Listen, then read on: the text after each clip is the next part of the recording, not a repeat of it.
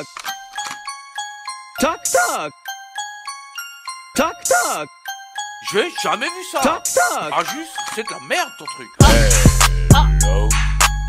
J'étais les gars. Bienvenue les amis dans un nouvel épisode du coffre. Toc toc. On va se serrer les fesses. Je crois pas. Salut à tous, l'univers la juste. J'étais les gars. Vive le chocolat. Hello to you. Bienvenue les amis dans un nouvel épisode du coffre à catch. Aujourd'hui, début d'émission un petit peu particulier puisqu'évidemment, depuis notre dernier enregistrement, nous avons appris deux nouvelles tragiques. La disparition de Terry Funk, bien sûr légende du catch, et celle plus surprenante dans le terme premier du terme qui nous a tous choqués et abasourdis, la disparition de Wyndham Rotunda, Bray Wyatt. Et évidemment, on ne pouvait pas ne pas aborder ces deux disparitions. Oui, on pouvait pas ne pas les aborder. Je cherche le mot parce que ça reste encore compliqué, en toute honnêteté, même si maintenant, quand vous voyez cet épisode, les jours ont passé, mais ça reste toujours extrêmement surprenant de se dire, principalement pour Bray Wyatt, parce que Terry Funk était un homme âgé, on savait que sa santé n'était pas au mieux, donc évidemment, on pouvait s'y attendre, mais pour Bray Wyatt, on ne s'y attendait évidemment pas du tout. Donc, et rien que d'y repenser, rien que de l'évoquer, c'est vrai que tout d'un coup, j'ai du mal à trouver mes mots. Encore aujourd'hui, avant cet enregistrement, on est le 31 août. Encore cet après-midi, comme ça, avant même qu'on décide de parler de Terry Funk et Bray Wyatt, je me disais, c'est pas possible.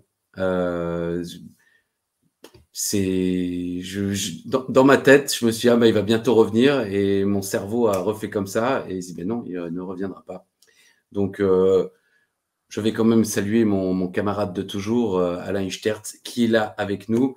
Et effectivement, avant de poursuivre ensuite l'émission avec l'Info Intox, avec le résumé de la ECW, qui est un épisode assez important dans l'histoire de la ECW, mais voilà, on était évidemment obligé, même si on n'est pas obligé, on voulait le faire quand même.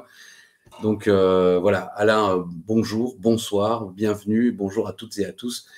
Donc Bray Wyatt et Terry Funk nous ont quittés à 48 heures d'intervalle.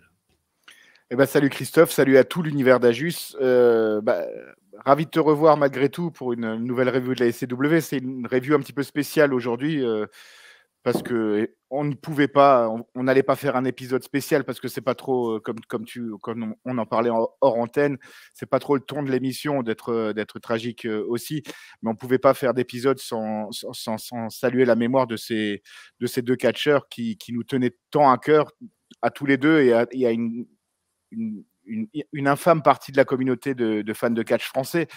Terry Funk, oui. Pas sûr sur le mot infâme, quand même. J'ai dit une infâme. Infinité, oui, tu as dit infâme. Oh, pardon. Oui, je cherche aussi mes mots, tu vois, c'est un peu compliqué. C'est plus facile quand on raconte nos conneries traditionnelles. Mais effectivement, on va rapidement en parler. Mais effectivement, Terry Funk nous a quittés maintenant. Ça fait, si mes calculs sont bons, ça fait un peu plus de 15 jours, hein, d'après au moment où on enregistre le coffre à catch. Comme je l'ai dit à plusieurs à qui on avait discuté un petit peu sur Instagram ou par texto, par message interposé. Comme je l'ai dit, il y aurait pas de coffre à catch sans Terry Funk. Terry Funk, c'est la ECW. Terry Funk, c'est avant tout, avant d'être rangé dans cette case ECW, c'était un catcheur extraordinaire qui a fait rêver toute une génération et qui en a fait rêver une suivante de par son personnage, de par sa grandeur sur le ring, ce qu'il dégageait sur le ring, son abnégation, toujours ce qu'il il avait toujours envie, lui aussi, d'aller jusqu'au bout, hein, systématiquement dans les matchs. Il pouvait les finir en sang, il pouvait les finir dans des barbelés, il les finissait sur les rotules, les genoux pétés. Mais Terry Funk, c'est un catcheur incroyable. Et effectivement, je pense que la ECW ne serait peut-être pas devenue ce qu'elle est devenue. Là, je vous parle de la vraie ECW s'il n'y avait pas eu Terry Funk. Oui, effectivement, Paul Heyman le dit mieux que nous dans ce célèbre documentaire Beyond the Mat où on suit justement les coulisses de Barley Legal où Paul Heyman a ce légendaire discours où il s'adresse à tout le roster en disant qu'il faut remercier Terry Funk parce que il permet à la ECW de se faire connaître et il a permis à plusieurs catcheurs d'exploser sur la scène. L'un d'eux, dont on parlera dans l'épisode du coffret d'aujourd'hui, Tommy Dreamer, qui est devenu un peu son bras droit, ou en tout cas, oui, son protégé, c'est le mot que je cherchais, effectivement, à la ECW. Oui, Terry Funk, moi, c'est vrai que je l'ai principalement découvert dans un premier temps à la ECW, Barley Legal avec ce célèbre spot de l'échelle qui restera à jamais le sien et qui a été copié. À chaque fois qu'il y a une échelle quasiment dans un ring, quelqu'un le fait. Et après, j'ai eu la chance avec Naniwa, avec toi, de découvrir des archives. Sa feud avec Ric Flair, ses combats à la FMW, donc la fédération hardcore japonaise, qui était un petit peu le pendant japonais de la ECW, plutôt le contraire d'ailleurs, la ECW qui était le pendant américain de la FMW, avec notamment Onita et Mike Awesome avant d'arriver aux États-Unis, et plein d'autres catcheurs. Terry Funk était très mis en avant là-bas et a participé à de nombreux combats dingues. Le MT Arena match contre Jerry the King Lawler, qui était l'un des matchs à voir, tout le monde le cherchait à la fin des années 90. Ce match, je regardais il y a 2 jours, je crois, un podcast, Wrestle Me. Je ne sais pas si vous connaissez, je ne sais pas si tu connais. Ils font un podcast et visiblement, il y a un podcast entier. Je ne l'ai jamais écouté en entier, mais ils ont des courtes vidéos d'une dizaine de minutes, souvent grand max, où ils coupent des moments de leur podcast et ils les illustrent avec des images. Wrestle Me, ça s'appelle, et c'est extrêmement intéressant, amusant, c'est vachement bien fait. Et il parlait justement, je pense en hommage au décès de Terry Funk, de ce MT Arena match avec Jerry the King Lawler, qui visiblement était assez improvisé. Les deux, c'était le premier. Il n'y avait jamais eu de match sans public. Et les deux ne savaient pas qu'ils allaient marquer l'histoire à ce point-là, parce que dans les années 90, encore une fois, fin des années 90, c'est le match que tous les échangeurs de cassettes cherchaient. Tout le monde le voulait. Et c'est vrai que c'est pas le plus grand match de tous les temps, mais c'est dingue de voir ces deux mecs se taper. Et la fin du match, dont je me souvenais pas du tout, qui est dans les images où Terry Funk se blesse lui-même avec un bout de bois dans l'œil et il commence à chialer. Et Jerry Lawler quitte le ring. Il y a même pas de tombée, il y a rien. Et Terry demande à ce qu'on appelle les secours. Et une fois que ça a un petit peu duré, il hurle hey, « Lawler, t'es où, espèce de lâche ?» et tout. Enfin, voilà, c'est des images dingues. Et c'est vrai que Terry Funk, outre notre expérience commune avec Uva, quand il nous l'annonce à Oberhausen, il y a Terry, les gars, il y a Terry. On fait partie on n'est peut-être pas beaucoup de fans de catch à peu près de notre génération à avoir eu la chance de voir Terry Funk. En action, en action, voilà, en action. C'était quand même 2001 à Oberhausen. C'est vrai que ça reste un souvenir incroyable et on l'avait peut-être pas assez mesuré à l'époque parce qu'on avait 20 ans, 21 ans plus ou moins à l'époque. et on ne mesurait pas la chance de se dire merde. Aujourd'hui, on a vu Terry Funk catcher sur un ring, quoi. Donc, c'est vrai que Terry Funk, c'est un, comme tu le disais, c'est vraiment un grand monsieur du catch, respecté, adulé, adoubé par tous ces. J'ai pas vu une seule de toute ma carrière entre guillemets de fan de catch. J'ai jamais vu une anecdote disant que c'était un connard. Oui. Et franchement, c'est assez rare pour être souligné, hein, parce que. Bon, il y a peut-être Mick Foley aussi dans cette catégorie, mais quasiment tous les autres catcheurs, aussi adulés qu'ils ont pu être, ont à un moment quelqu'un qui a dit d'eux, ce mec c'est un connard. Et Terry Funk, je n'ai jamais vu. Il y a cette anecdote folle que je t'avais envoyée il y a quelques semaines, quelques mois de cela, de la femme de Ric Flair qui rentre chez elle avec une de ses meilleures amies. Et je crois qu'elle tombe sur Ric Flair ivre-mort sur le canapé. Et Terry Funk à poil, portant juste sa ceinture de champion du monde, en train de courir après le chien, en disant je vais te buter. Et la femme de Ric Flair se tourne vers sa pote, dit ça c'est mon mari, il est bourré, et ça c'est le champion du monde qui veut buter notre chien. Voilà, bon, les mecs ont visiblement une vie un petit peu folle. Ouais. C'est même sûr et certain qu'ils ont eu une vie un petit peu folle. Mais dans les souvenirs aussi, et un truc que je me suis beaucoup regardé, c'est Barley Eagle, c'est son entrée sur le thème de Desperado. Bien sûr, je ne crois pas qu'il soit évidemment malheureusement dans le DVD qui a été vendu avec One Night Stand de la WWE parce qu'ils n'avaient pas les droits. Mais Desperado des Eagles, pour moi, est associé à jamais à Terry Funk. Et l'intro de ce... D'ailleurs, je le dis dans le DVD, c'est la plus belle présentation de Terry Funk de l'histoire. Et je n'avais pas regardé les images du DVD avant. Donc, finalement, après, je me souviens de Chiro qui se retourne à moi, genre ça, parce qu'effectivement, il n'y a pas Desperado. Et je crois qu'ils n'avaient pas gardé le son de Mike Capella. Non, je ne me souviens plus du nom de l'annonceur de la SW, qui, voilà, from the Double Cross Ranch, Amarillo, Texas, the living legend, Terry Funk. Enfin, voilà. Magnifique entrée et à voir si vous pouvez retrouver l'archive quelque part. Après, la génération suivante l'a beaucoup découvert justement pour One Night Stand 2006 où il fait son grand retour à la WWE et va faire équipe justement avec Tommy Dreamer contre Edge et Mick Foley. Et il en résulte une interview que j'ai vue 1 milliard de fois. J'ai partagé un petit bout sur Twitter. C'est l'interview où Foley va confronter, où Terry Funk va confronter Mick Foley qui est devenu heel et qui rejoint Edge. Trouvez-la, c'est extraordinaire, c'est à voir, à revoir. On va parler encore très longtemps de Terry Funk parce que ça reste un grand. Et comme tu le disais, effectivement, Terry Funk,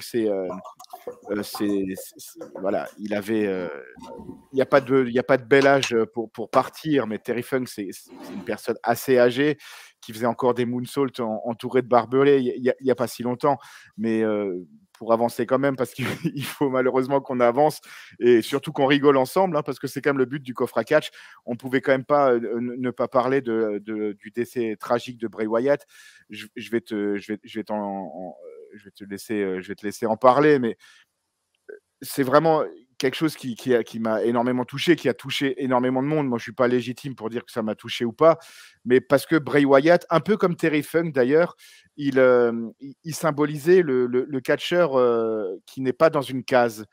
Il symbolisait le catcheur qui n'avait pas forcément le physique qu'on s'attend de voir d'un catcheur qui fait rêver. Il était un petit peu gros, il avait ses dreads, il avait sa barbe, et surtout, pour moi, Bray Wyatt, il inspirait vraiment tout ce que j'aime dans le catch. C'est-à-dire un personnage qui arrive à se réinventer, qui arrive à sortir des trucs de son chapeau. On a vécu ensemble le Firefly Funhouse match chacun sur son ordinateur. C'était le Covid, on l'a regardé chacun de chez nous.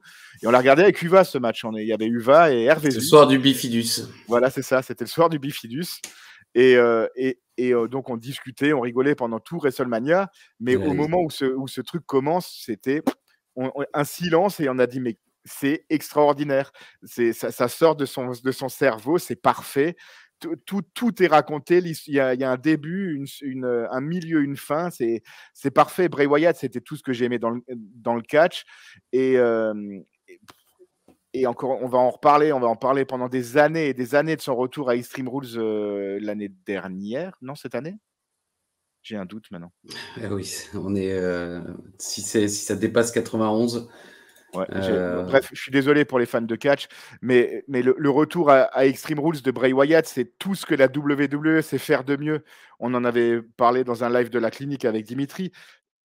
Des plans de caméra, des rappels du passé, cette porte qui s'ouvre, ce chant Holy shit qu'ils avaient du mal à faire couvrir et qu'ils ont encore du mal à censurer quand ils diffusent la vidéo de son retour. C'était 2022, oui. Ouais, c'était 2022, ok. Bray Wyatt, c'est vraiment tout ce que j'aimais dans le catch, et au-delà du fait qu'on perd un catcheur qu'on a adulé et qu'on a aimé, l'humanité perd un père de famille de 36 ans, adorable avec tout son entourage et des enfants en bas âge. Et c'est ce qu'il faut quand même retenir de plus tragique dans cette histoire, c'est ça, quoi. C'est Bray Wyatt, vraiment, on pense très très fort à Jojo, à sa famille, à ses enfants. et aussi aux fans de catch qui le laissent un peu orphelin parce que Bray Wyatt, c'était le catcheur que moi, c'est pareil, je connais pas beaucoup de monde qui était insensible au charisme de Bray Wyatt, quoi. Que ce soit justement à l'époque de la Family, avec le fameux match voilà, qui est peut-être, c'est le gros peut-être de la carrière de qu'il aurait Bray dû Wyatt. gagner. Voilà, Qu'il aurait dû gagner. c'est ce match-là qu'il aurait dû gagner, mais ensuite il a réussi à revenir, se réinventer avec la Firefly Funhouse et créer ce personnage mystique du Fiend. Il avait réussi à revenir, à ouvrir son cœur devant les fans à SmackDown. Ouais. Et voilà, Bray Wyatt, c'est vraiment, encore une fois, je me répète, c'est tout ce que j'aime dans le catch. Il n'y en aura pas d'autres comme lui, ça je le signe à demain. Il n'y en aura pas d'autres de catcheurs comme ça pour qui le catch, c'est pas spécialement leur vie, c'est juste c'est un business et ils ont une vision du catch et ils s'y maintiennent et c'est vraiment, je l'ai toujours trouvé formidable et il continuera à vivre parmi les âges. Le network a fait un best-of de Bray Wyatt, on l'a regardé l'autre soir avec Miguel, mais c'est extraordinaire, tout est fabuleux. Pas forcément dans les matchs, hein. Les matchs de Bray Wyatt n'ont jamais été vraiment tous merveilleux, mais ce que ce catcheur a pu dégager, Oui, c'est l'univers inégalable. qu'il a réussi à créer, effectivement, et créer autant d'highlight reel, comme diraient les Américains, de moments mémorables en si peu de temps de carrière, montre qu'effectivement, il était à la fois un génie créatif et quelqu'un qui sentait bien les choses. C'est vrai que par rapport à ces matchs, il restera aussi dans l'histoire pour ce Hell in a Cell contre Seth Rollins, que beaucoup de gens ont évidemment gardé en travers de la gorge, mais c'est le côté soudain qui rend cette chose encore plus tragique. Et en effet, 36 ans, on est tous les deux plus vieux que lui. Ouais. Et il avait déjà, en plus de ça, une grande famille. Tu l'as dit, 4 enfants. C'est dur. Après, ce sont des choses qui arrivent tous les jours, mais bien sûr. on est une communauté, on est passionné par ces femmes et ces hommes, on les suit au quotidien. Et Bray Wyatt fait aussi partie de ces mecs que même quand on ne le voyait pas pendant longtemps, on voulait toujours le voir revenir. Il y a plein de catcheurs dont on perd un petit peu la trace, on ne sait pas trop ce qu'ils deviennent. Bon, ils reviennent pas. Peu nous importe, mais Bray Wyatt, à partir du moment où il est renvoyé par la WWE une première fois, 10 jours après, j'exagère certainement, mais voilà, il y avait déjà des rumeurs sur son retour et tout le monde attendait son retour. Et là encore, et c'est ce qui rend la situation encore plus folle dans le sens premier du terme, mais il y a 2 semaines de ça, les rumeurs étaient galopantes sur un retour proche de Bray Wyatt. Certains l'attendaient, je crois, déjà à SummerSlam, enfin, et se dire qu'effectivement, il n'est plus là. Il restera dans la légende, clairement, parce que nous, on ne l'a pas connu, mais notre génération, nous les enfants qu'on a été, on a grandi avec ce mythe pour nos parents, nos oncles et nos tantes plus âgés de James Dean, qui est mort dans la force de l'âge, qui finalement est mort un petit peu comme dans des personnages qu'il a interprétés dans les peu de films qu'il a pu faire. Mais enfin, il y a la Fureur de vivre. Bon, je suis pas un spécialiste de James Dean, mais c'est pour dire que ce genre de décès tragique d'un personnage fort qui marque les esprits, c'est quelque chose qui marque à vie. Ça contribue à sa légende, exactement. On se souviendra tous. Et voilà, d'un côté plus égoïste, moi encore plus personnellement, parce que on a appris ça dans la nuit, la veille, dans la nuit qui passait mon anniversaire. Donc c'est sûr que chaque année, forcément, j'aurai une pensée pour lui, en même temps que les gens auront une pensée pour moi. Et voilà. Tout comme j'ai une pensée pour Luke Harper, Brody Lee, à mon anniversaire. Brody Lee est décédé le jour de mon anniversaire.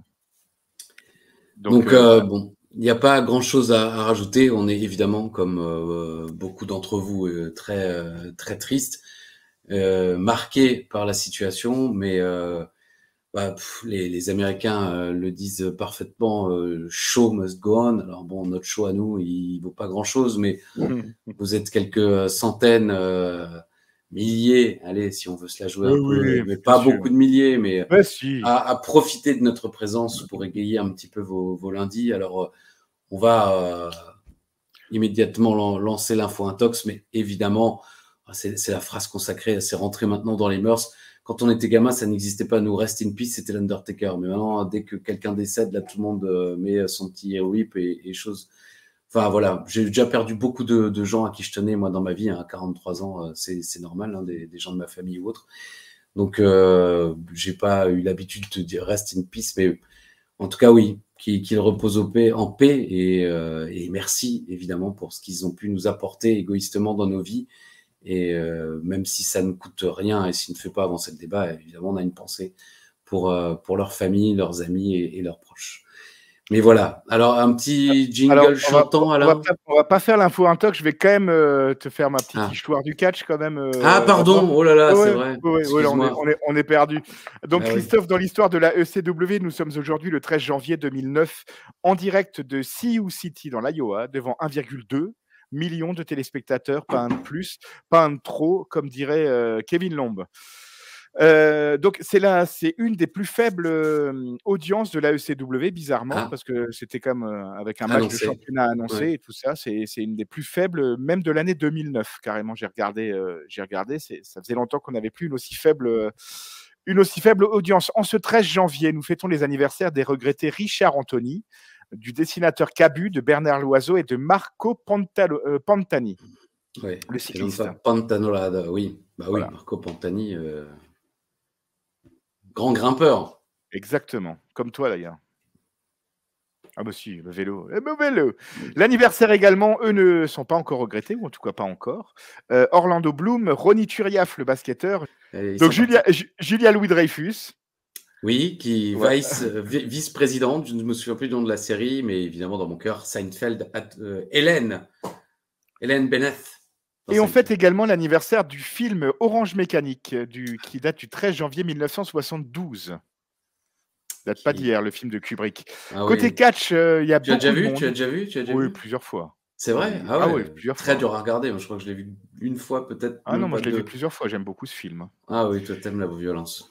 Côté catch, on fête les anniversaires des regrettés John Cronus et Chad Gaspard, mais aussi ceux de Bruce Hart, de Mason Ryan et de Snitsky. On en profite pour saluer Mr. Hawkin, bien entendu. C'est bon. Snitsky Snitsky, donc, qui fête son anniversaire le 13 janvier. Dans l'histoire du catch rapidos en 1993, WCW présente Clash of the Champions, c'est le 22, à Milwaukee, dans le main event. Dustin Rhodes, Sting et Cactus Jack qui battent Ric Flair, pas du tout Ric Flair, qui battent Big Van Vader, Barry Windham et Paul Orndorff dans un Thunder Cage match. Oh là là. Et le show est marqué par la dernière présence à la WCW de Jim Ross. Peu de temps après, il va rejoindre la WWE. Il fait WrestleMania 9, je crois, sa première apparition. On fait un gros bond en avant, on arrive en 2000, enregistrement SmackDown, où Mick Foley arrive en sang, en Grim et en Mankind, et annonce le retour de Cactus Jack pour affronter Triple H dans un Street Fight Royal Rumble. 2001, ça c'est à marquer d'une pierre blanche dans un show dans une petite salle au Pine Bluff Convention Center de Pine Bluff, Arkansas. La ECW présente son dernier house show de tous les temps. Avec dans le main event le Just Incredible qui bat le Sandman dans un match hardcore. Dernier show ECW. En 2013, TNA présente Genesis. Jeff Hardy conserve son titre mondial de la TNA en battant Austin Aries et Bobby Roode. 2014, la WWE annonce le premier membre du Hall of Fame, classe 2014, l'Ultimate Warrior. Et vous en reprendrez bien un petit dernier, bien sûr, Christophe. En 2020, Mojo Rawley bat R-Truth pour le titre 24/7 à Monday Night Raw, Lexington, Kentucky. Oui, je ne sais pas si ça... Oh, c'est déjà pas mal, mon cher Alain. Je ne sais pas si ça valait le coup de nous parler du 24/7, mais... je me suis dit que ça ferait marrer les gens. Ça ferait marrer les gens. Allez, ça fait marrer les gens. Un petit générique chantant, oui, allez. Cette semaine. Alors, cette semaine, c'est un générique chantant spécial UVA. Ah, Ouais, une chanson d'Uva remasterisée. Remasterisée. vas-y. Un jour dans sa cabane vivait un tout petit info, un tox qui jouait de la guitare, olé olé au banjo. Zoom, zala, zoom, zala, zoom. Ah, ah, zoom, zala, zoom, zala, zoom. Eh, eh. Alors, il faut savoir que ni Alain ni moi ne connaissions cette chanson, Ouais. ni des lèvres ni des dents. Et un jour, Uva nous la chante. À Je Saint-Pons crois de que c'était Mochien. à Saint-Pons de Mochien, tout content, en Ouais. s'attendant certainement à ce qu'on reprenne. Non, non, on n'a Et pas pas repris. du tout. Oui, nous, on n'en a pas repris. On n'en a pas repris. Alors, c'est qui commence cette semaine? C'est moi. Je te laisse commencer. Très bien. Eh bien, écoute, je commence immédiatement avec un spoiler. Zack Swagger devient ce soir le plus jeune champion ECW de toute l'histoire.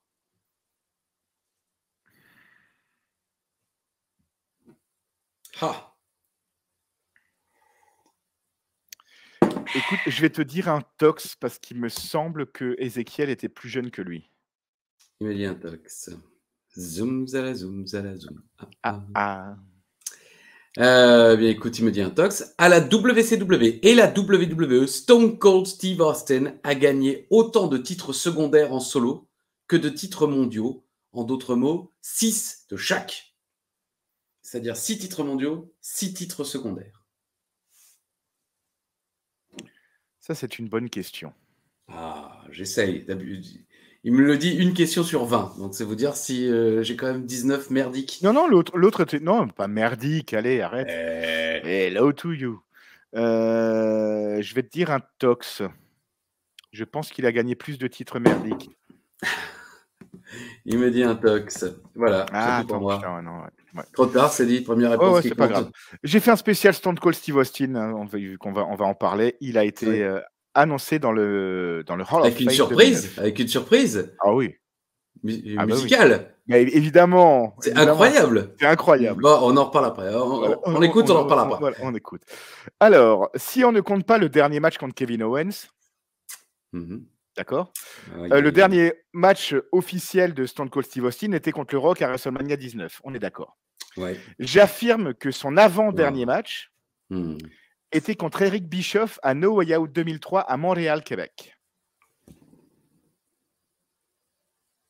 Ah ouais. Ouais. C'est possible, ça? No Way Out 2003, Austin Bischoff. Alors, spoiler, ce match a eu lieu. Oui, mais... Attends. Redis-moi ta phrase. Que si on compte pas le dernier match contre Owens.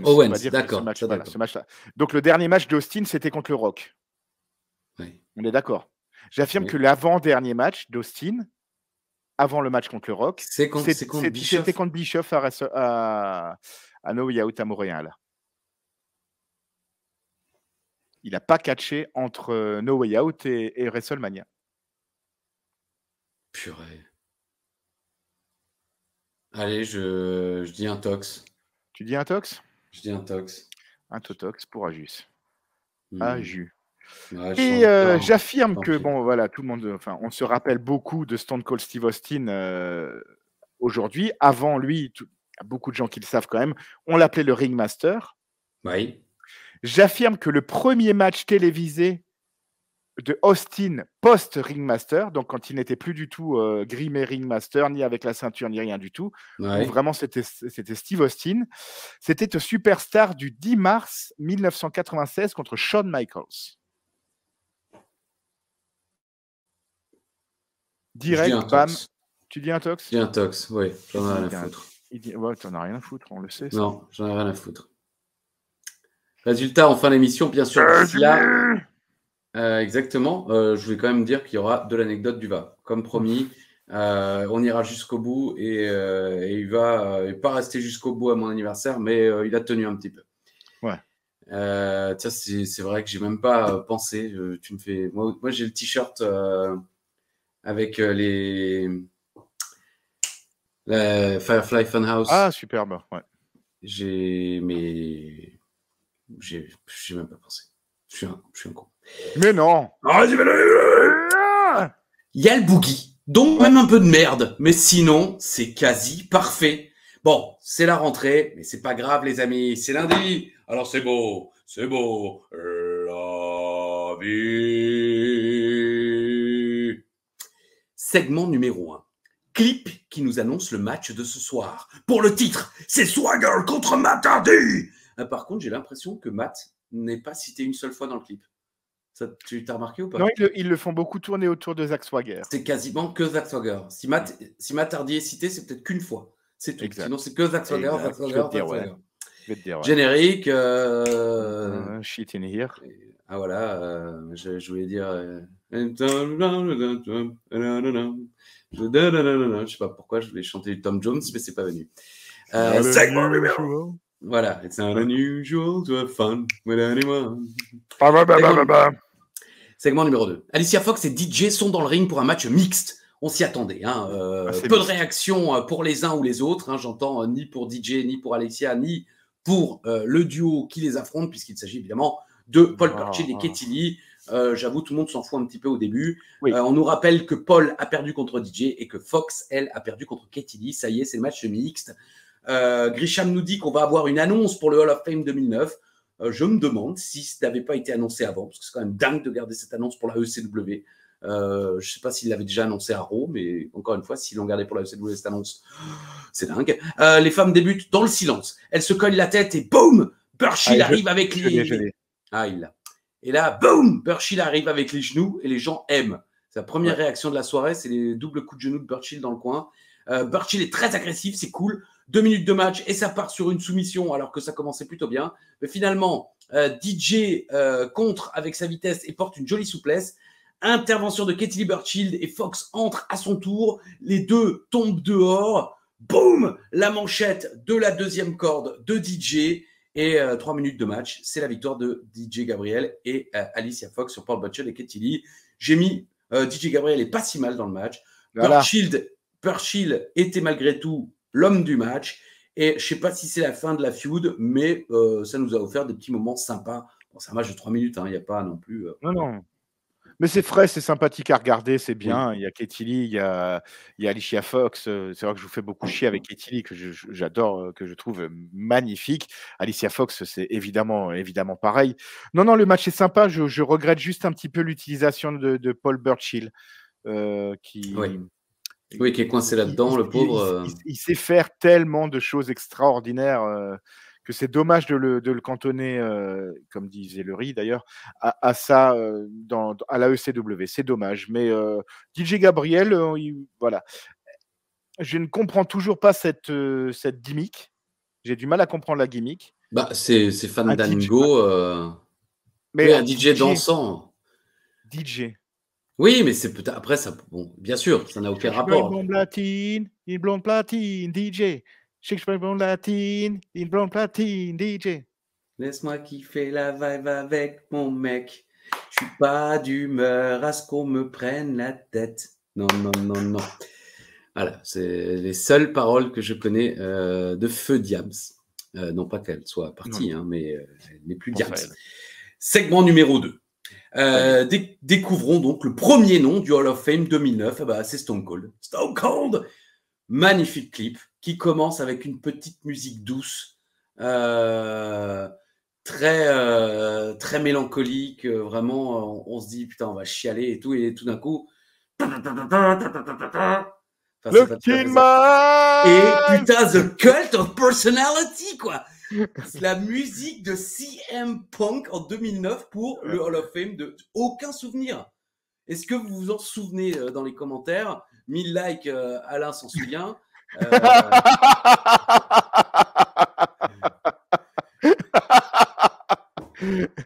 Mais c'est dingue. Moi, j'ai popé. Oui, tout à fait, bien sûr. Ça faisait 8 mois que j'avais pas popé devant la ECW et il faut Cult of Personality, quoi. Ouais, mais en plus, je trouve que c'était la chanson colle évidemment à la peau de Stone Cold Steve Austin. Et par contre, voilà, c'est une chanson qui évidemment existait déjà et que Punk avait déjà utilisée d'ailleurs. Il l'avait utilisée à la Ring of Honor, il me semble. Voilà. Très bien. Donc, elle faisait déjà partie du catch, mais c'est vrai que voilà, l'histoire CW avec Punk là, c'est Punk qu'on voit débuter et tout, The Cult of Personality en 2009. J'ai vraiment trouvé ça cool. Honnêtement, ce show est à voir, hein, vraiment, le show du 13 janvier. Je trouve qu'il est sympathique, le main event est très bon, et il faut regarder ce clip. Ce clip est absolument magnifique. Ah, il est beau, ouais. Je ne me souvenais absolument pas du clip. Je ne sais pas s'ils vont le garder, s'ils vont l'éditer, si le soir du Hall of Fame, c'est un autre clip qui passe comme souvent. Parce que là, il n'y a même pas de voix off. Et les premières minutes, il n'y a même pas de voix de Stone Cold. Cult of Personality débarque au moment où il balance You talk about your psalm, you talk about John 3:16, but Austin 3:16 says, I just whipped your ass. I just did right now. Voilà, magnifique clip, magnifique. Ce soir, donc Matt Hardy, Zack Sager pour le titre de l'AEW sera notre main event, mais d'abord, segment numéro 3. Oh purée.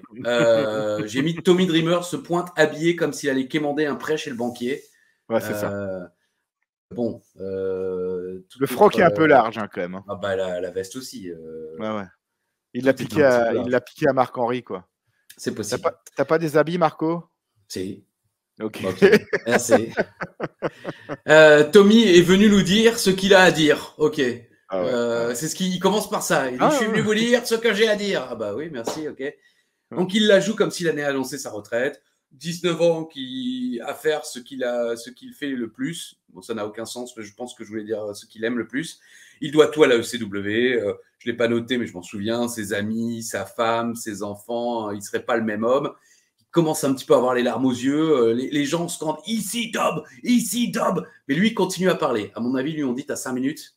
Donc, il ne prend pas du tout le temps de laisser un petit peu les gens il annonce que son contrat va s'arrêter le 6 juin. Ouais. Il lui reste donc 5 mois pour se prouver à lui-même et aux autres qu'il est encore capable de catcher ici. Il veut devenir champion avant la fin de son contrat. S'il n'y arrive pas, il quittera la ECW. Heureusement pour Tommy Dreamer, Colby n'est pas des nôtres. Parce que Colby aurait dit « casse-toi tout de suite, qu'est-ce qu'on en a à foutre ?» et tout. Moi, j'ai mis « c'est cool ». C'est une histoire sur le long terme. Ils peuvent prendre leur temps. Je ne suis pas le plus grand fan ni le plus grand hater de Dreamer, mais il a parfaitement fait ce qu'il avait à faire. Il y avait, je ne sais pas combien de temps dure le segment. Il est assez court finalement, hein, parce que, encore une fois, je pense qu'ils lui ont dit « tu n'as pas beaucoup de temps, donc vas-y, fonce ». Sur un malentendu, ça peut passer. Et il est extrêmement efficace. Il a le public dans la paume de sa main. Les gens sont à 2 doigts de chialer parce qu'ils pensent qu'il va annoncer sa retraite. Et ce n'est pas non plus une Marc-Henri où il dit non, finalement, je déconne. Non, il se lance un défi. Il a jusqu'au 6 juin pour redevenir champion, sinon il se casse pour toujours. Jusqu'à présent, les gens comme nous commençaient un petit peu à en avoir marre, enfin, en avoir de moins en moins à foutre de Tommy Dreamer. Ouais. Là, ça relance la machine. Ça fait un bout de temps qu'on l'avait plus vu, Dreamer. Hein. Franchement, ça faisait au moins 3-4 semaines. Hein. C'était depuis la défaite contre Swagger. On l'avait plus du tout vu, Tommy Dreamer. Après, oui, bon, le bouquet comme ça, il est toujours bouquet comme ça. Là, il a la même tête et il continuera à chialer, à venir. C'est ma vie, c'est mon truc. C'est la vie en couleur. Tiens, voilà le marchand de ballon. Enfin, bref. Moi, j'ai pas spécialement aimé ce segment parce que bon, c'est Dreamer qui chiale. Ouais, c'est. Si, mais par contre, je pensais qu'il allait partir. Après, je sais qu'il part pas, mais et puis il est encore actif encore aujourd'hui. Mais oui, je pensais que c'est genre il allait annoncer une retraite et revenir dans 6 mois. Je sais pas. Je sais pas. Moi, j'ai pas trouvé ça fabuleux, mais c'est vrai que par contre, il tient le monde dans ses mains.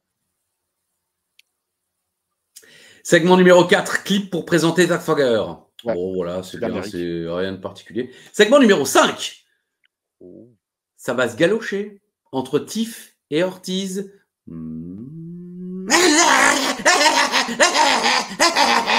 Et voilà, c'est Swoggle qui se pointe et se moque d'eux.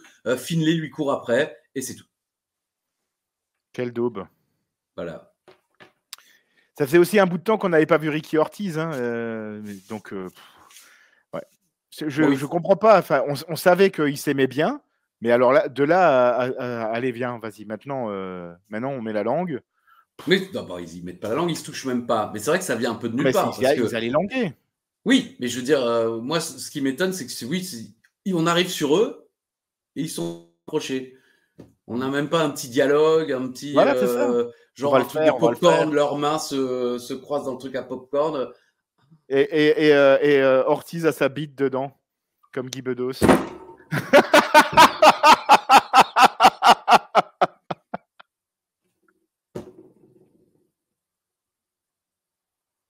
On était clean jusque-là. Excusez-moi. Si, ce serait une bonne blague. Ce serait un bel angle, tu vois. Ça je vote pour. Guy Bedos, c'est lui qui C'est pas raconte lui la qui- blague. C'est pas lui qui a inventé cette blague de mettre Oh, je pense sa pas que ce bite. soit. Non, je pense pas que ce soit lui C'est qui la a boum. inventé la blague. Et, C'est la ah boum bon qui l'a inventé? Ah, je sais pas, mais Coluche la raconte déjà dans les blagues d'Europe 1, non? Ouais, mais dans la boum, il me semble qu'il y a déjà Il y a déjà cette spot. vanne? Il y a ce spot. Ce spot. Bon, écoutez, pour 1000 likes, Alain il fait la le met spot. dedans.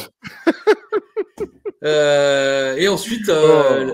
là, j'ai mis non, mais j'ai pas envie de hurler. Il fait swipe. nuit, il est tard, voilà, c'est Boogie, il est encore là. Il fallait bien un peu de merde pour cet épisode. Eh ben, elle est là, la merde. Boogeyman contre Sami Savard.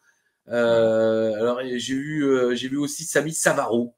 Dans tous les cas, de toute façon, le mec, il a quasiment rien foutu de sa carrière, j'ai l'impression, le gamin. Ah ouais, et bon, j'ai mis il se passe rien et Boogie gagne. Ça surprend qui? Personne. Merci. Voilà. Ouais, je t'ai mis Two Girls One Cup vite fait. Voilà. Le plaisir, quoi. Ah, quel daube. Bon, Ouais, mais ça, par contre, ouais. Et en plus, le Boogeyman, ça pue la merde, mais depuis toujours. Et puis, on va répéter ça à chaque fois qu'on va voir le Boogeyman. Mais je ne pige pas pourquoi ils lui mettent pas un vrai catcheur en face, quoi. C'est le seul qui systématiquement est contre des jobers, quoi. Et Bah on oui. s'en fout, il va faire son splash, il va faire son pump handle, il va foutre les verres. Et là, par contre, le public s'en branle, hein. Mais carrément, On bah, s'en tout le monde. fout, Non, on mais s'en fout, oui. ouais. Bah, le public, On s'en il est fout. venu pour un match, hein, c'est tout. Hein, c'est le dernier. Hein. Ouais. On va faire encore le segment 6 et après, ça sera l'anecdote. Ouais, parce que Mais là, segment 6, c'est le SmackDown Rebound. Ouais. Bon, en résumé, c'est le début de l'histoire avec Matt. Hein. Mhm. Jeff et sa copine ont eu un accident de la route. Quelqu'un lui a foncé dedans. J'ai pas envie d'en faire des tonnes non plus parce que bon, bah, on connaît aussi les excès de Jeff dans sa vie. Donc c'est un petit peu, c'est toujours un peu truc quand la réalité rejoint la fiction, mais voilà. 46 ans aujourd'hui, Jeff Hardy. Effectivement, le 31 août, 46 ans. Promo de Matt derrière qui parle de Jeff. Il dit que son accident à Jeff Hardy ne va pas l'empêcher d'être au top ce soir. En tout cas, il ne veut pas d'excuses. Il est motivé et il lui dit oui, t'es peut-être un All-American américaine, t'es peut-être invaincu. Moi, je ne le suis pas, mais moi, je suis quelque chose que toi, tu n'es pas. Je suis le champion de la ECW et je vais le rester. Court, mais il est extrêmement motivé. C'est perso, j'ai trouvé que c'était l'une des meilleures promos de Matt Hardy de ces 3-4 derniers mois. Très vrai. Où il était super mou, super truc. Là, putain, il donne tout sur 1 minute 30. Ouais. Oui, c'est. Ouais, puis après, on se rend vraiment compte, cet épisode de ECW marque vraiment un switch. Là, on vient de tourner on vient de fermer un bouquin, d'en ouvrir un autre, ou de tourner une page ou un chapitre, quoi. Parce qu'on sent vraiment que la ECW veut absolument mettre le spot sur ce main event, parce que voilà, il n'y a pas l'entrée de DJ Gabriel, les matchs sont très courts. Tommy Dreamer, même si sa promo est importante, on lui dit vas-y, grouille-toi, parce qu'on veut laisser le temps aux deux mecs à la fin. C'est très intéressant. Et pour la suite, sur Matt Hardy, je te le donnerai à la fin du résultat, à la fin de l'analyse du match. Très bien, très bien. Bah écoute, c'est tac-tac. Hein. C'est l'heure de l'anecdote. Hein. C'est parti. Tac-tac, c'est l'anecdote du bar. J'y étais, les gars. Vive le chocolat. On a eu la chance, l'honneur, hein, parce que désormais c'est un honneur, ne serait-ce que de croiser notre ami Uva dans ma résidence principale. Je n'ai d'ailleurs pas de résidence secondaire. Et donc, il est venu. D'ailleurs, il a oublié, s'il nous regarde, tu as oublié ta salade de choux et ton tupperware. Et ta salade de patates, d'ailleurs. Mais bon, les deux sont terminés. Maintenant, il va falloir que je te rende tes tupperwares. Toi, tu as oublié tes chaises, Alain. Salade de patates, c'était moi. Ah, dans un tupperware aussi? Non. Non, mais alors, il y en avait deux. Ok. Je crois, hein. Mais toi aussi, tu as oublié tes salades, mais c'était pas tes tupperwares. Oui, voilà, on les a mangées, oui. Bien. Celle du va aussi, mais il va falloir qu'on lui rende ses tops. Ouais. Toi, tu as oublié tes chaises. Bah, je les ai pas oubliés, je voulais les laisser. Il y avait encore des c'est gens quand je suis gentil. parti. Oui, c'est vrai, mais j'avais un petit peu vu un peu large sur les demandes de chaises. D'accord. Mais bon, je les ai pas revendus. Des fois qu'on viendrait à manquer. Voilà, exactement. Donc, alors par quoi on commence? Par l'apéro, quoi, quand tu vas s'asseoir. Tout se passe à l'apéro, quoi. C'est ça, c'est qu'Uva nous a fait briller sa personne, mais sur 20 minutes, quoi. Après, j'ai plus de souvenirs d'Uva. Oui, c'est vrai, le Je l'ai dit après l'apéro. Oui, voilà, oui, bon. Mais il y a eu repas quand même. Oui. On commence par le jeté ou la chute? La chute, d'abord, je crois.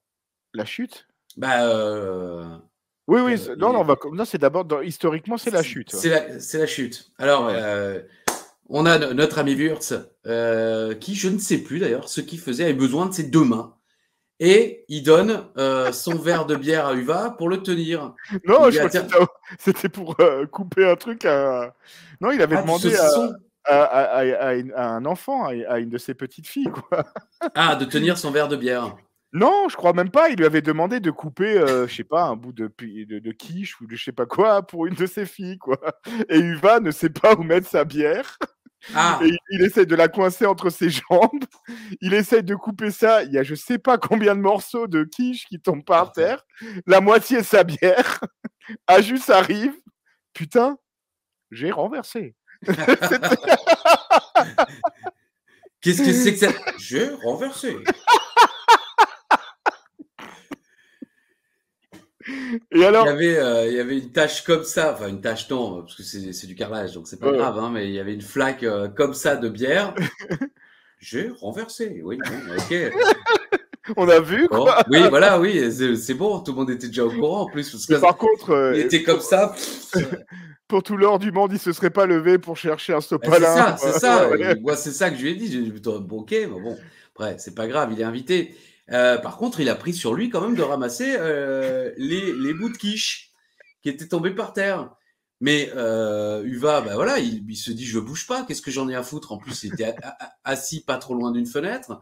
Donc le premier bout de quiche, il le prend, puis il le jette par la fenêtre. Bon, deuxième bout de quiche, il le prend et il le rejette par la fenêtre. Et c'est au deuxième bout de quiche qu'on tourne la tête et qu'on voit qu'en fait, ce con jette les bouts de quiche sur ma rambarde. Et donc, voilà, on aurait dit qu'il jetait ses crottes de nez. Oui, bon, j'en ai quand même pas à me lever. Voilà, il aurait pu les jeter par-dessus, entre les trucs. Non, Uva, 2 sur 2. C'est là que je lui ai dit, mais arrête de les jeter, je vais les ramasser. Ça aurait été plus dur de les jeter en les coller tous au-dessus. Ouais. Non, c'était plus dur de les coller là que de réussir à les jeter. Voilà, c'est ça, c'est ce que je voulais dire. C'était plus dur de faire ça, quoi. Uva, quoi. En 5 minutes 30. En fait, c'était vraiment drôle parce que quand il y avait donc cette grosse flaque de bière, des miettes partout, il y a Ajus qui passe et Ajus ne dit pas un mot. Il regarde Uva. J'ai renversé.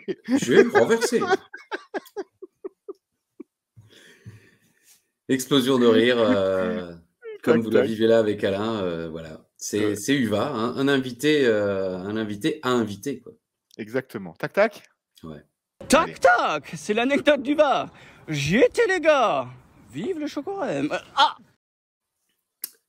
Segment numéro 7, le dernier pour aujourd'hui. Le saviez-vous? Ça fait 15 semaines que la ECW est le programme le plus regardé de Sci-Fi. Et Monsieur McMahon revient à Raw. Bon, j'avais oublié qu'il n'était pas là. Et visiblement, il va virer quelqu'un, parce qu'il nous passe un clip où il vire les gens. Ouais. Bon, je sais pas trop. Entrée de Swagger, ça siffle un peu. Oh yeah, je joue pas du piccolo. Voilà, pour nos amis musiciens. C'est quoi le piccolo déjà? C'est une trompette? C'est une petite bouteille de champagne que. Je croyais que c'était un instrument. C'est pas du piccolo? C'est le même nom. Hein? C'est le même nom, les petites bouteilles de champagne. Oui, on est. Pardon. Attention, un piccolo, ça peut être une petite flûte, ça peut être une petite trompette, ça peut être un petit saxo, une petite clarinette. C'est la version ramassée des instruments de musique. D'accord. Alain Eichtertz, membre honoraire de l'harmonie de Gamsheim et musicien émérite, bien sûr. S'il en est. Le public est chaud et n'est visiblement pas prêt pour ce qui va arriver. Je pense. Je suis pas certain qu'il s'attendait à ça. Jolie souplesse de Matt pour débuter. Bam, pub. Ok. 40 secondes de match, pub. Bon, merci. Le public est toujours chaud en retour de pub. Magnifique bulldog de Matt. Swagger prend l'avantage en envoyant Matt dans le poteau dehors et ensuite il bosse le bras. Ok. Swagger est brutal et monte une vraie nervosité à vouloir gagner vite. Le match est simple mais très efficace. Super boulot des commentateurs aussi, hein, parce que comme je connaissais le résultat,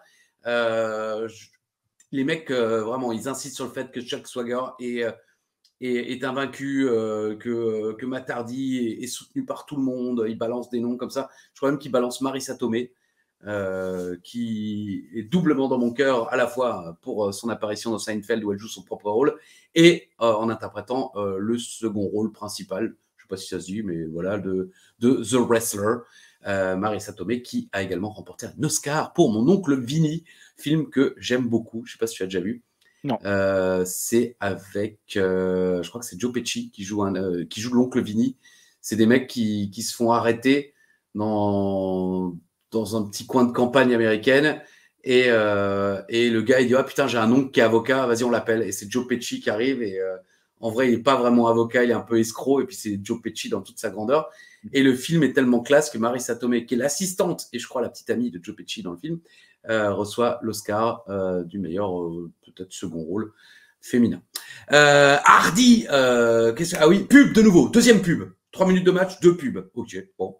Hardy revient en contra Swagger. Donc j'imagine que c'est en contrant Swagger avant de monter sur les cordes. Swagger vient le chercher et porte une superplex. Il retente une superplex quelques instants plus tard, mais Matt, cette fois-ci, le contre avec un sunset flip suivi d'un running powerbomb. Compte de 2. Le public est dedans de ouf. Effectivement, Swagger a arraché la protection du coin sur le running powerbomb de Matt Hardy. Twist of Fate contré par une belly-to-belly suplex, mais compte de 2 encore. Hardy contre le gut wrench powerbomb avec un Russian leg sweep. Qu'est-ce que je suis déjà? Side effect et tombé. Non, dégagement. Swagger avec une élongation. On les raccords là sur les illustrations, c'est extraordinaire. Je suis assez fier de moi. Ah bah c'est toi. Moi je ne fais que lire alors que toi tu as on est raccords là, c'est pas mal là. Swagger avec une élongation du bras. Swagger bombe dans le coin, bien sûr, c'est son saut Vader Bomb, mais version Jack Swagger. Compte de 2 encore. Swagger part pour une soumission sur le bras. Inverted DDT porté par Matt Hardy, mais Swagger se dégage encore. Swagger chope Matt sur ses épaules en position chaise électrique. Et là, il envoie la face de Matt s'écraser dans le coin sans protection. Matt Hardy est KO. Gut wrench power bomb. Hopla guys, ladies and gentlemen, the winner of this contest and new ECW heavyweight champion of the world, Jack Swagger, en un peu plus de 10 minutes et 20 secondes, est le nouveau champion de la ECW. Je ne sais pas si tu as remarqué, mais le public est choqué au compte de 3. Oh, ça fait 1, 2, 3 et à 3. Oh, il y a une sorte de dans le public comme ça. Et ensuite, bon, ça siffle pas forcément et tout, mais le compte de 3 a choqué les gens. J'ai mis, c'est pas le match du siècle, mais il n'y a pas eu de temps mort. Magnifique boulot des deux. Et on a un nouveau champion de la ECW. L'histoire vient de s'écrire dans le coffret. Exactement. Franchement, c'est un excellent match. Vraiment, c'est tout ce qu'on peut attendre d'un weekly de la ECW, d'un main event important pour le titre, avec en plus changement de titre, s'il vous plaît.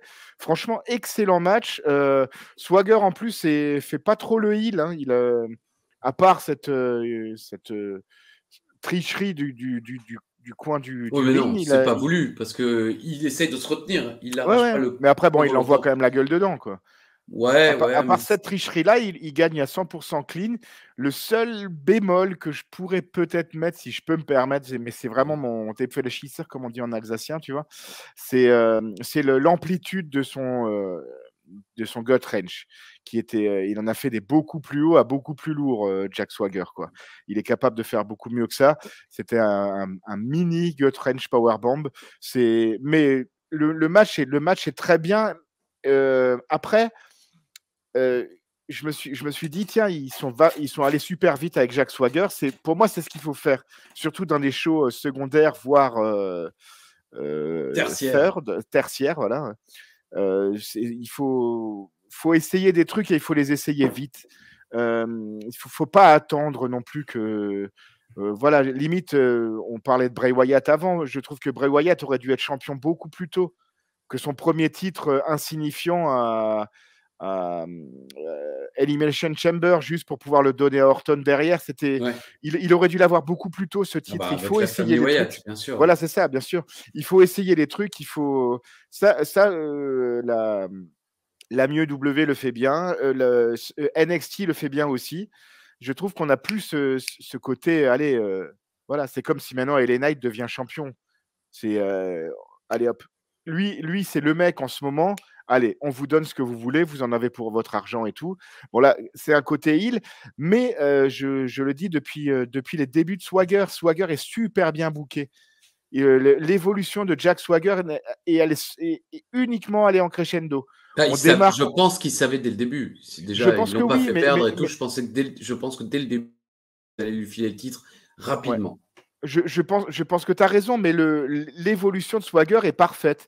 Il commence contre un jobber, ensuite il continue contre des premiers names, ensuite il a sa feud contre Tommy Dreamer, il va battre Ricky Ortiz qui était invaincu aussi, il va battre Finlay qui est quand même le face après Matt Hardy, et pour finir contre Matt Hardy, franchement c'est très bien booké, c'est très bien pensé.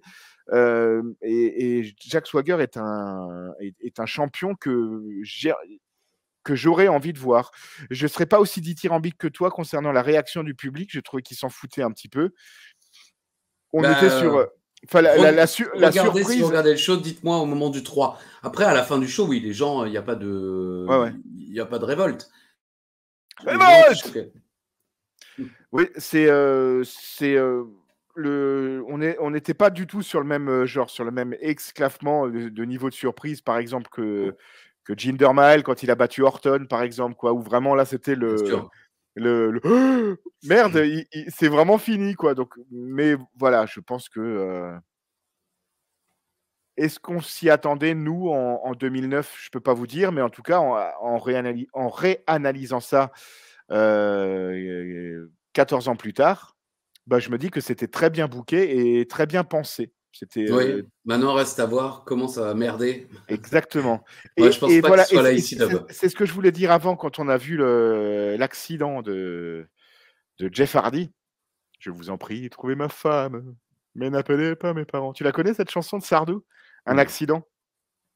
Non. Elle est formidable, franchement. C'est vraiment une belle chanson. Et si l'adresse est encore bonne, dites-lui que j'ai eu un accident. Donc, on s'est vraiment rendu compte que maintenant, voilà, Swagger, c'est la big thing. Maintenant, Matt Hardy, on concentre tout sur son heel turn et on le prépare. Et ils n'ont pas beaucoup de temps pour oui, 2 semaines. 2 semaines. Hein. C'est très court.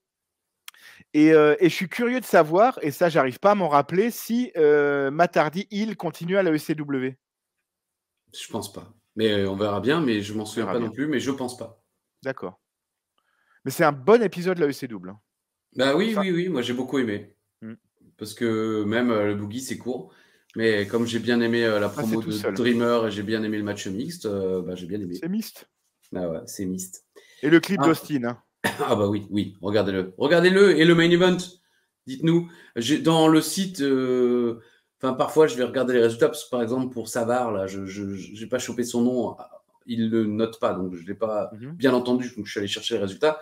Il mettait pour le main event 6 minutes 30. Je ne sais pas où ils ont chopé ça, parce que moi, là, c'était 10 minutes et quelques.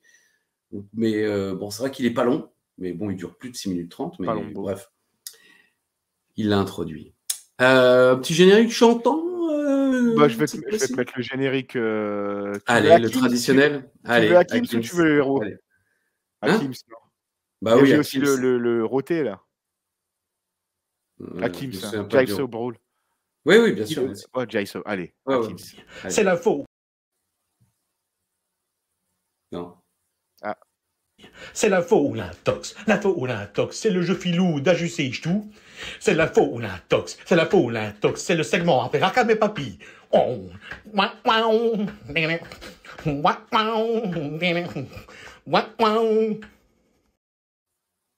On ne s'en lasse pas. Respire surtout.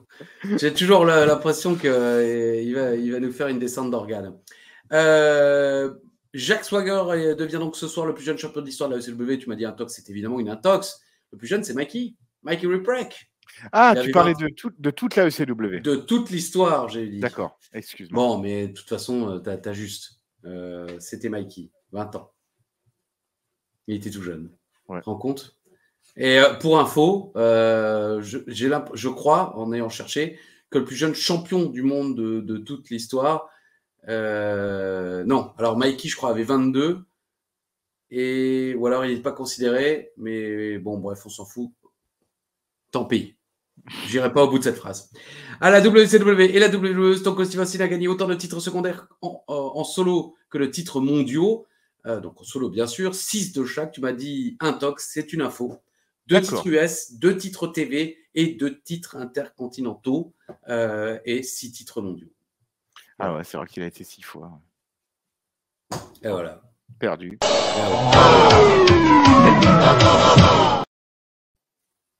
Ça lui manquait. Revu, voilà. Ouais, je l'ai revu. Voilà. Donc j'ai une bonne et une mauvaise. Hein.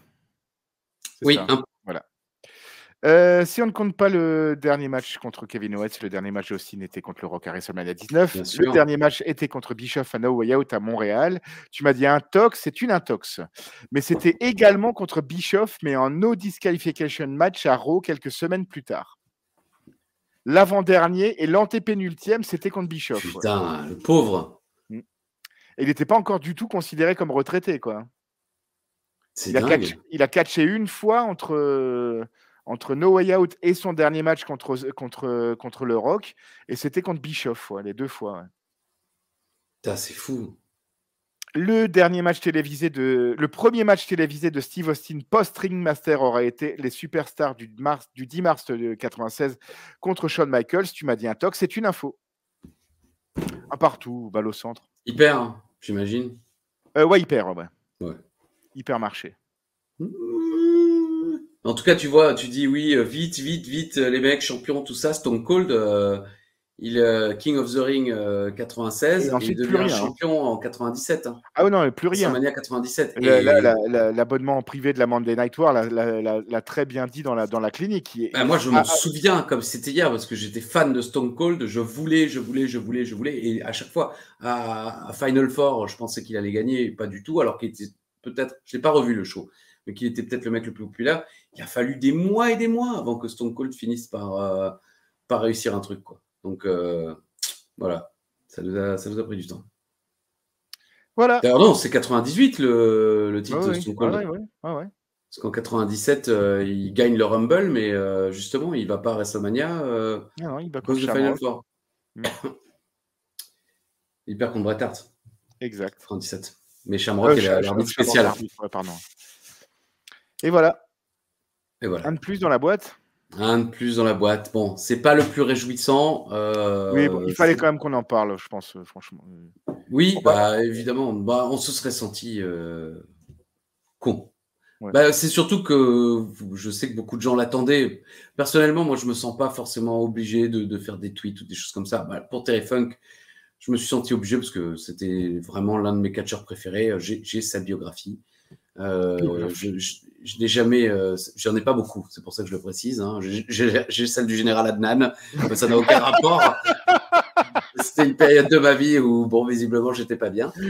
Mais j'ai celle de Terry Funk parce que je la voulais et c'est vachement intéressant à lire. Elle est très facile à lire et c'est très intéressant. Bon.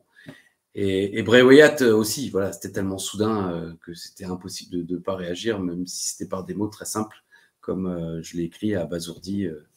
Il n'y a pas de mots, finalement. On a essayé d'en trouver.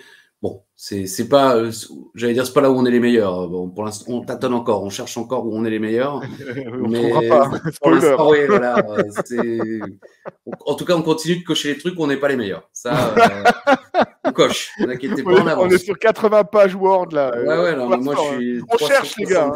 On est là. On cherche. Hein. On ira jusqu'au bout, même en n'étant pas les meilleurs. Alain, des coucous, des bisous, des cœurs sur la main. Exactement, cœur avec les mains, un gros big up à tout l'univers d'Ajus. les personnes qui like, qui commentent, qui partagent, qui regardent ces vidéos.